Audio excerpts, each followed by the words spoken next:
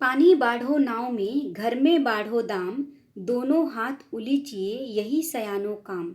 बाढ़ो अर्थात बढ़ जाना, उलीचिए फेंकना, दाम धन या पैसा, सयानो समझदारी। अंतिम और छठवीं कुंडली में कवि ने ईश्वर का नाम स्मरण तथा परोपकार के बारे में बताया है। कवि कहते हैं कि यदि किसी कारणवश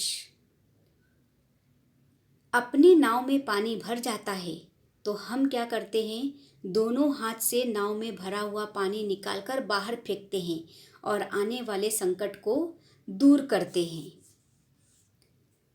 आगे की पंक्ति, यही सयानो काम, राम को सुमिरन कीजिए, पर स्वास्थ्य के काज शीश आगे कर दीजिए। सुमिरन करना अर्थात स्मरण करना या याद करना, पर स्वास्थ्य अर्थात परोपकार दूसरों की भलाई के लिए, शीश का अर्थ है सिर, कीजिए का अर्थ है करे, काज काम और दीजिए दे देना। यहाँ कवि कहते हैं कि जिस प्रकार हम नाव में भरा पानी दोनों हाथों से बाहर फेंकते हैं, ठीक वैसे ही आपके घर में धन बढ़ गया है तो मुक्त भाव से आपको वह धन दान करना चाहिए, जरूरतमंद को दे देना चाहिए। नहीं तो दोनों ही परिस्थिति में, यानी नाव में भरा पानी और घर में भरा धन आपको पूरी तरह से डुबो देगा। सयाना व्यक्ति, होशियार व्यक्ति वही है जो राम का नाम स्मरण करता है, याद करता है बार बार और परमार्थ के कार्य में खुद को लगा देता है।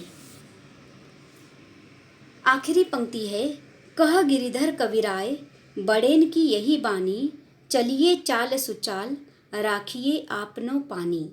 बड़ेन अर्थात बड़े लोगों का, बानी का अर्थ है विचार या कथन, उनका कहना, सुचाल अर्थात अच्छा व्यवहार, अपनो अर्थात अपनी, यही चाल का अर्थ होता है व्यवहार, राखिए रखो और पानी का अर्थ होता है इज्जत।